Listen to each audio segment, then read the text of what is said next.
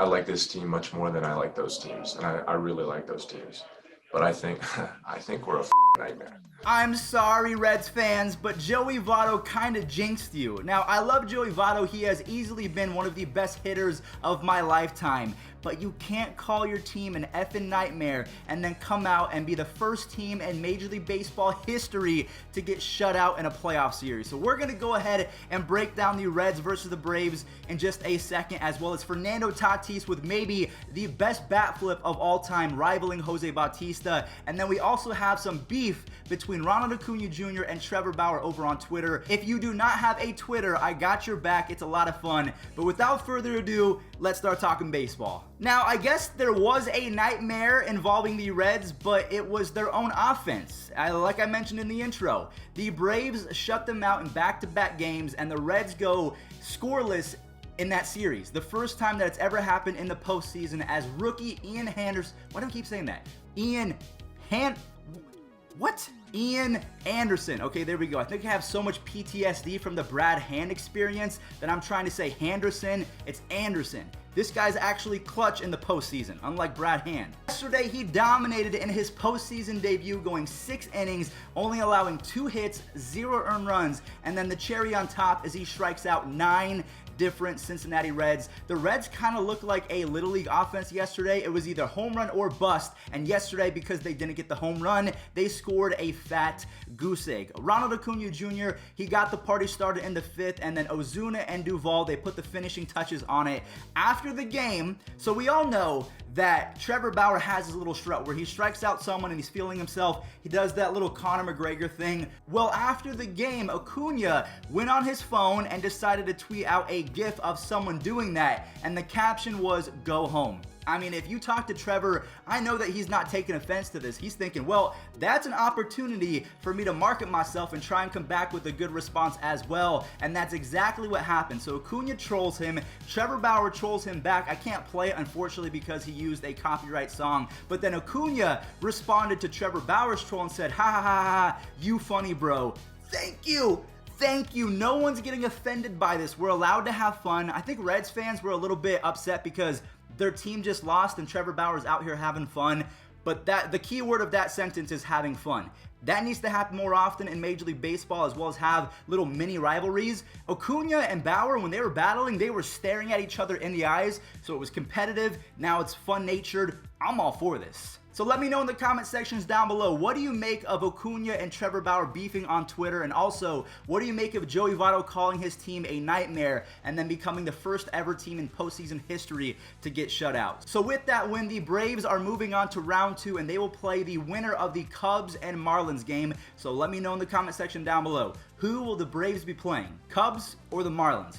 It almost seems like it's the Marlins to lose at this point. Then Luis Robert, he is not a finished product. He drills one to left field and tosses the bat aside. My goodness, where will it land? Way up and out of here. He crushed this ball. This is a 4-seamer. I think Fiers wanted this more elevated.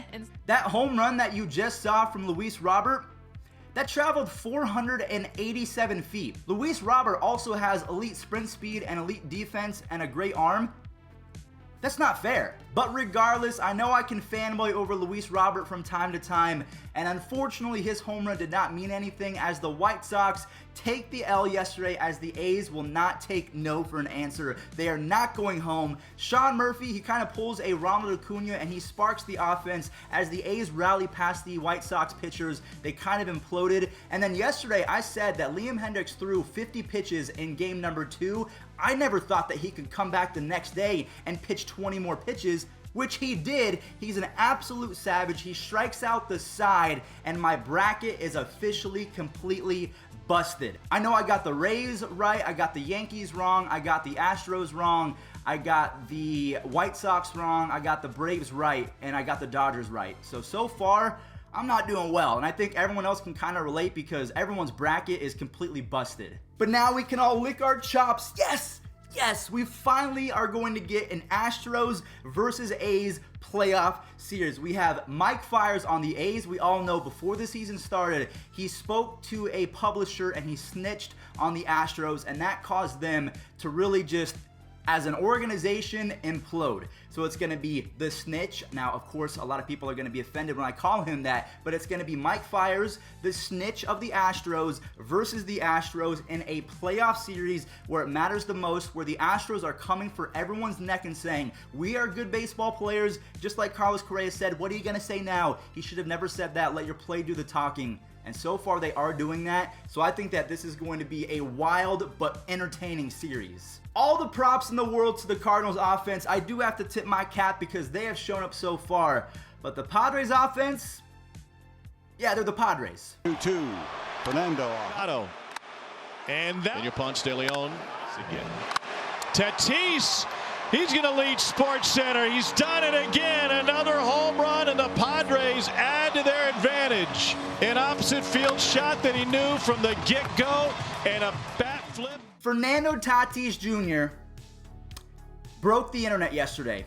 This was so nuts that the MVP frontrunner of the National Football League, Russell Wilson, tweeted out that bat flip. He was so intrigued by it, and it was so lively and fiery and entertaining that some of the biggest sports stars in the world took notice. That is exactly what we need. Fernando Tatis Jr. is slowly but surely saving Major League Baseball from itself. It's becoming fun again, as well as Ronald Acuna Jr. and Trevor Bauer doing their thing. I'm very proud of the game of baseball current day. Now, I don't know what's going to happen in the offseason, but Fernando Tatis Jr., Manny Machado, Will Myers, they erupted for 10 RBIs yesterday. And like I said, Russell Wilson, he took notice. The Padres are the most entertaining team of all of baseball. Everyone should copy them. But now the pressure is on both teams. It is time to dance. The series is tied 1-1. Jack Flaherty is on the mound for the Cardinals. I don't know who is on the mound for the Padres because the Padres do not have Dinelson Lamet or Mike Clevenger. But it all comes down to today. And to be honest with you, since they have Jack Flaherty on the bump,